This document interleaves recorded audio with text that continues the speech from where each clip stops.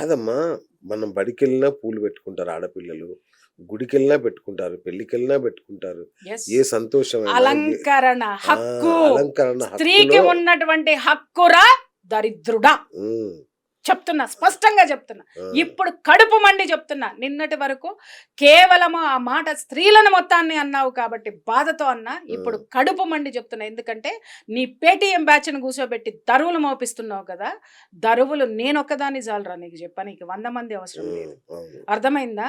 నా మతం గురించో, నా హ్మ్. సనాతన ధర్మము మతము నీదిరా. నీది. నీ మతం ఎప్పుడు పుట్టింది? నా ధర్మం ఎప్పుడు పుట్టింది? నాది ధర్మము, నీది మతము.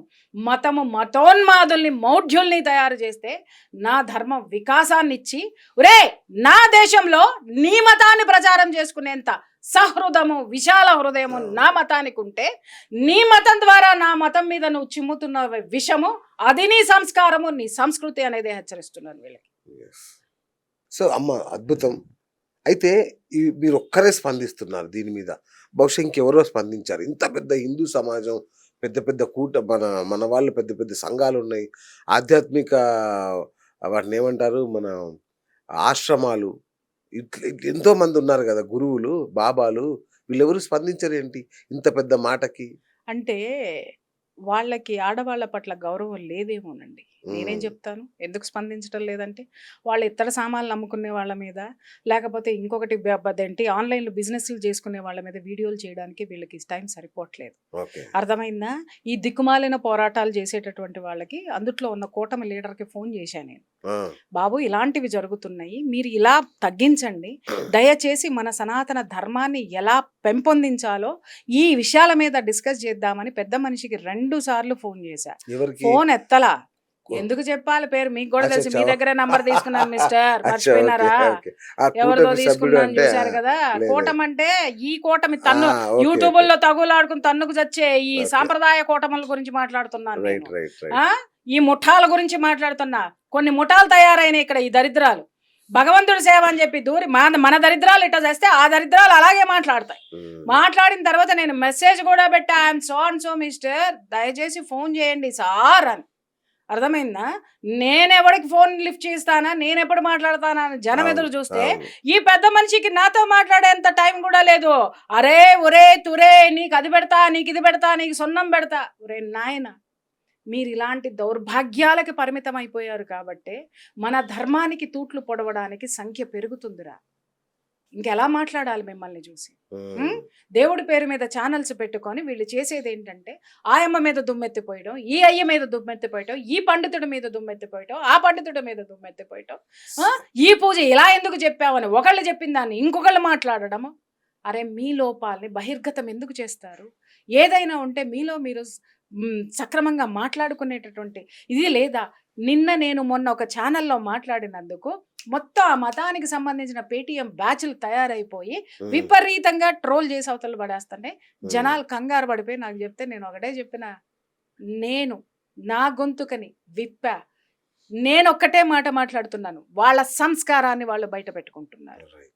నా యొక్క విఘ్నత ఏముందో ఆ విఘ్నత ఇన్ని సంవత్సరాలుగా ఈ జనానికి నేను పంచా. ఈ తిట్టే వాళ్ళని కూడా అడగండి, ఈ రోస్ట్ చేసే వాళ్ళని కూడా అడగండి. ఎంతమంది నా వీడియోలు చూసి ఇన్స్పైర్ అయ్యి ఉన్నారు? ఎంతమంది నా దగ్గరికి కౌన్సిలింగ్స్ వచ్చి ఉన్నారో? వీడియోలు మాట్లాడే వాళ్ళలో చాలా మంది పేర్లు నేను చెప్పగలుగుతా. చెప్పను, మాట్లాడుకోండి. ఎందుకంటే పాపం ఆ పెద్ద ఆయన ఆ షోలెం రాజు పడేసే బిచ్చం ఏం చేస్తారు? Is a dictator.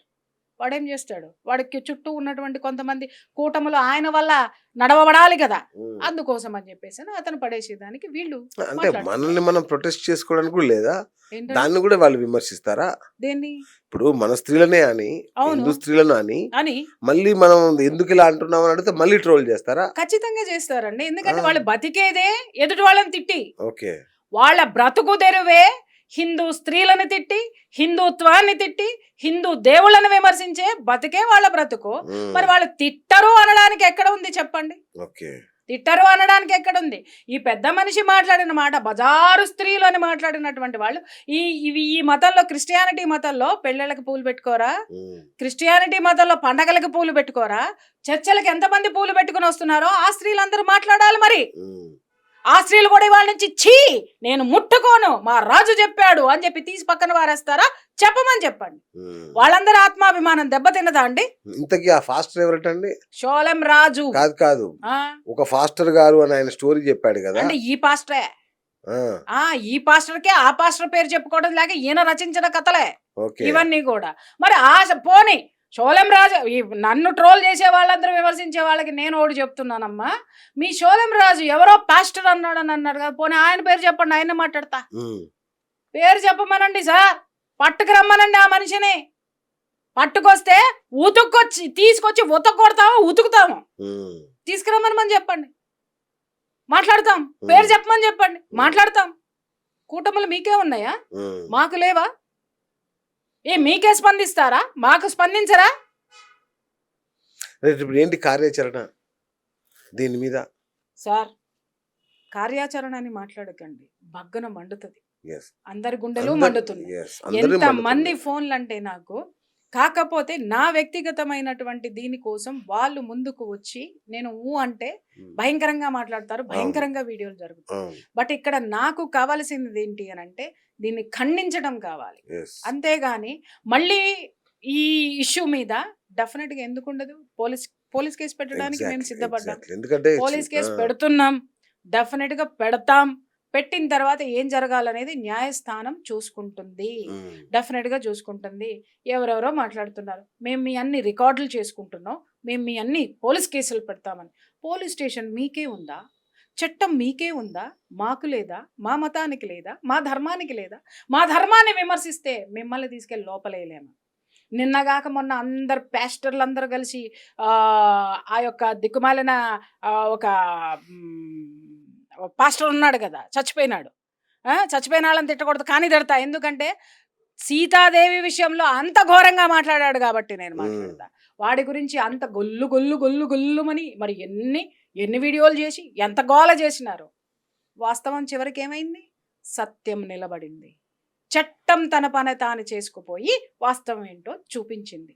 అలాగే ఇక్కడ కూడా వాస్తవం ఆయనకి బైక్ యాక్సిడెంట్ అయింది. It's proven. ఆయన ఫుల్ తాగేసి బైక్ నడిపేసి ఎన్నిసార్లు తాగాడు, ఆయన బయలుదేరి నుంచి వచ్చే లోపు ఆ మధ్య ఎక్కువైపోయి ఆయన మొత్తం కంట్రోల్ తప్పి ఆ బైక్ యాక్సిడెంట్ అయి చనిపోయాడు. వీళ్ళేంటి, ఆయన ఏకంగా చంపేశారని చెప్పేసి అని ఎపిసోడ్ల మీద ఎపిసోడ్లు చేశారు. అబ్బో ఏమన్నా ఒక ఉపన్యాసాలు ఇచ్చారండి, గుండెలు బాదుకుని గుండెలు కొట్టుకుని అయి చేసి ఈ చేసి. మన పిల్లలు ఉన్నారు అదేంటి కరుణాకర్ సుగుణ, వీళ్ళందరూ వీళ్ళే చంపేశారు అని చెప్పేసి వాళ్ళ మీద కేసులు పెడతామని.